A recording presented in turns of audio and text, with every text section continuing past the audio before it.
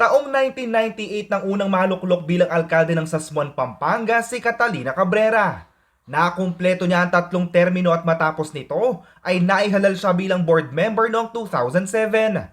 2010 hanggang 2013 naman nang manilbihan siya bilang kinatawan ng ALE Party List sa Kongreso. Matapos magpahinga sa serbisyo publiko, muling kumandidado bilang alkalde ng Sasmuan si Cabrera. Muli siyang pinili noong May 9, 2022 at nailuklok sa opisina noong June 30, 2022. Matapos ang isang taon sa pwesto ay binalita ni Cabrera ang mga nagawa niyang programa para sa Sasmuan nitong June 30, araw ng Biyernes. Naging laman ng kanyang State of the Municipal Address o SOMA ang 10-point agenda na kanyang ipinangako noong siya'y nangangampanya pa lamang. Dinuluhan ito ng mga empleyado ng mga munisipyo, mga barangay captain at mga mamamayan ng bayan. Una sa listahan ay ang mga social services na naisa katuparan. Nakiisa ang LGU sa iba't ibang ahensya ng gobyerno upang mabigyan ng financial assistance sa mga nasa coastal areas. Isang malaking tagumpay ang ating pagtulong sa ating mga kababayan sa ilalim ng TUPAD program. Sa pakikipagtulungan ng DOLE at Sasmuan Peso, mahigit 6,000 kababayan ang nakinabang. Taos-puso rin akong nagpapasalamat sa Kongreso, Senado at Provincial Government sa kanilang suporta. Buong halaga ang tinanggap ng mga TUPAD workers, walang labis, walang kulang. Sa ilalim ng SPES o Special Program for the Employment of Students, marami rin ang nabigyan ng tulong pinansyal. Hindi rin nakalimutan ng alkalde ang healthcare programs at kahalagahan ng nutrisyon sa kabataan. Kasama na dito ang mga libreng check-up at family planning seminars. Napabilang din tayo sa mga pinarangalan dahil sa ating matagumpay na implementasyon ng nutrition programs to combat malnutrition among children, kung saan nakamit natin ang 2 pwesto sa lahat ng munisipalidad sa Pampanga. Sa pamamagitan ng programa, patuloy nating binibisita ang ating mga kabataan upang mamigay ng food kits at magsagawa ng feeding program. Nanguna rin tayo sa pagbabakuna kontra measles at rubella sa buong lalawigan. Sa ating pagtutok sa kalusugan ng ating mga kabataan, tayo ay naging halimbawa ng maayos na serbisyo at pangangalaga. At dahil naniniwala si Mayor Cabrera sa kahalagahan ng edukasyon, ay nanguna din ang LGU sa pagbibigay ng suporta sa mga estudyante at mga guro. Pinangunahan natin ang Brigada Eskwela sa Sasmuan Elementary School at Coastal Integrated Schools upang tiyakin ang maayos na kalagayan ng ating mga paaralan at mga estudyante. Patuloy din ang pagbibigay natin ng educational assistance sa mga estudyante ng Santo Tomas High School, Malusac High School, Sebitanan Integrated School, Batang Second Integrated School at Bangkalpugad Integrated School. Batid din natin ang kahalagahan ng maayos na pasilidad sa mga paaralan para sa mahusay na edukasyon gaya ng pinaayos natin ang daycare center at mga silid-aralan sa Santa Monica Elementary School. Kasama rin sa mga naging prioridad ng administrasyon ni Cabrera ang mga manggagawa, negosyo, puhunan at kabuhayan. Nagsagawa ng recruitment activities kasama ang Public Employment Services Office o PESO para sa mga nais makahanap ng trabaho. Namahagi din ng NegoCart ang lokal na pamahalaan para sa mga maliliit na negosyante na nais mapalaki ang kanilang negosyo. Pinalakas din ng alkalde ang turismo ng bayan dahil malaki raw ang potensyal nito na maging tourist destination ng Pampanga. Pinalakas natin ang ating turismo sa pamamagitan ng pagsasaayos ng viewing deck sa Bangkong Mapalad at patuloy na pagdevelop ng ating wetland na ito. Nag-release tayo ng opisyal na tourist video ng Sasmuan para hikayatin ng mga turista na bisitahin tayo. Hindi lang yan. Nakisa din tayo sa Pampanga Food Mapping kung saan binida natin ang mga iconic Sasmuan foods. Patuloy tayong nagsusulong ng mga festival at cultural events upang mas kilalanin ang ganda at yaman ng Sasmuan. Halimbawa dyan ang Coraldal Festival. Pinangunahan din ng lokal na pamahalaan ang paglilinis at pangangalaga sa kapaligiran. Nagsagawa ng mangrove nursery kasama ang mga mangingisda at patuloy ang pagsasagawa ng tree planting at coastal cleanup drive. Ito ay upang mapalakas ang aquaculture industry ng bayan.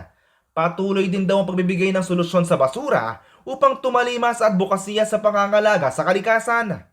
Patuloy nating pinalalakas ang tamang waste management sa pamamagitan ng mas pinahigpit na pagpapatupad ng Solid Waste Management Program. Tinututukan natin ang pagsasaayos ng Central Materials Recovery Facility. At higit pa, tayo'y nanguna rin sa paglilinis ng Guagua sa Smuan Pasak River sa pamamagitan ng river grabbing. Sa ilalim ng ating river grabbing project, target natin na makakuha ng nasa 2,000 cubic meters ng basura. Sa kasalukuyan, nahihigitan na natin ang target. Umabot na sa 3,000 cubic meter na basura ang natanggal mula sa ilog natin. Ang mga basurang makukolekta ay re-recycle at ibebenta sa mga junk shops para sa extra income ng munisipyo. Upang masigurado naman ang peace and order sa bayan ng Sasmuan, nagkaroon ng Project Be Careful ng kapulisan upang maprotektahan ang mga kababaihan at kabataan. Naideklara ring drug-free ang 3 barangay sa Sasmuan sa patuloy na pakikipagtulungan ng LGU sa PNP. Sinigurado rin ng alkalde na sapat ng kaalaman ng mga rescuers na magbibigay serbisyo sa mga nangangailangan sa panahon ng kalamidad. Upang tiyakin ng kaligtasan, kapayapaan at kaayusan sa bayan, bumili tayo ng maasahan at matibay na rescue vehicles at rescue equipment. Nagkaroon ang MDRRMO ng mga training tulad ng Basic Incident Command System, Water Search and Rescue Training, Firefighting Techniques, at Basic Life Support. Patuloy nating binabantayan ang mga flood-prone areas at ang water levels sa bayan. Nagtiyak rin tayo ng maayos na evacuation center at kagamitan. Dagdag pa riyan, nakahingi tayo ng 2 trucks na gagamitin natin para sa mas mabilis na pag-evacuate ng ating mga kababayan sa coastal areas sa oras ng kalamidad. Hindi naman ipinagwalang bahala ang mga senior citizen, mga persons with disabilities at mga single parents dahil ito ang sektor na malapit sa puso ni Mayor Cabrera. Patuloy rin tayong magbibigay ng tulong at serbisyo sa mga persons with disabilities at namahagi tayo ng mga assistive devices tulad ng wheelchair at crutches sa mga PWD. Para sa mga senior citizens, ang sektor na malapit sa puso ko, patuloy ang pagbibigay natin sa kanila ng social pension at dinagdagan pa natin ito. At patuloy rin tayong naglala ng budget para sa lahat. Hindi naman naging hadlang ang pagiging 4th class municipality ng Sasmuan sa pagkakaroon ng mga proyektong pang-infrastruktura. Sa katunayan, napasamentuhan ng barangay road sa barangay Santa Lucia para sa ligtas sa transportasyon. Naipasaayos din ang Old Public Market at kalsada sa Pisilaban sa barangay San Pedro. Naipasaayos din ang multi-purpose building ng Don Lorenzo Lacsamana Park. Mas magiging maayos na rin ang biyahe ng mga turista pa sa Sasmuan dahil inaayos na ang kalsada at arko na nagdudugtong sa karatig bayan na Guagua. Mahalaga na sama-sama tayong magtulungang may sakatuparan ang mga pangarap na ito.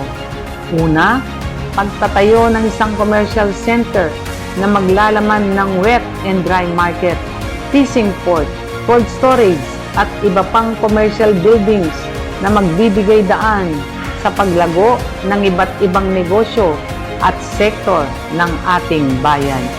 Ikalawa, pagpapatayo ng isang malawak at modernong municipal compound sa Dalambaba, Barangay Santa Lucia. Dito ay matatagpuan ng mga pangunahing gusali tulad ng municipal building, legislative building, trial court, tourism assistance center, eskwelahan, PNP building, clinic, playground at park. Ikatlo, pagpapaganda ng ating plaza. Nais nating maging isang open area ito kung saan matatagpuan ng monumento ni former President Diosdado Macapagal sa pamamagitan ng pagpapahusay ng ating plaza.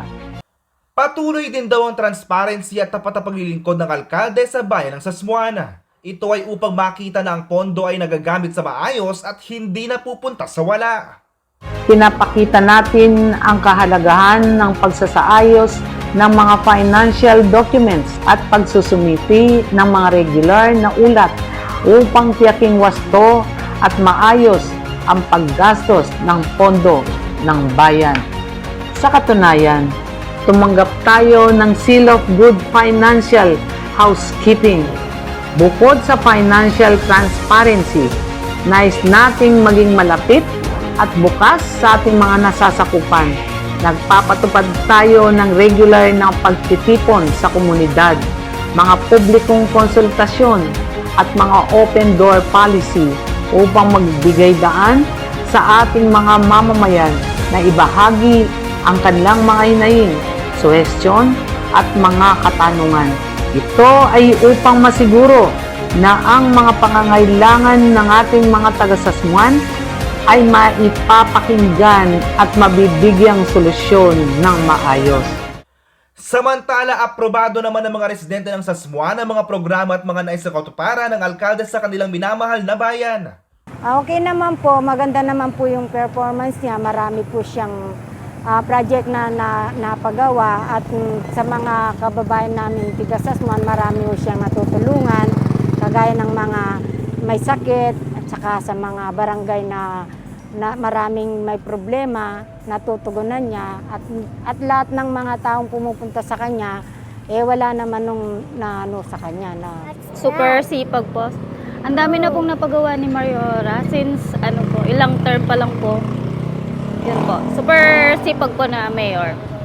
Patuloy naman na nangangako ang alkalde na ipagpapatuloy ang lahat ng mga nasimulan at hindi tatalikuran ang mabuting panunungkulan. Oo, sa mga kasamahan kong nanunungkulan sa gobyerno, sa munisipyo, maraming salamat sa pagsuporta ninyo sa lahat ng mga project na ginagawa ko, sa paghingi ng mga resolution, ordinansa sa sanggunian na ready silang laging magbigay.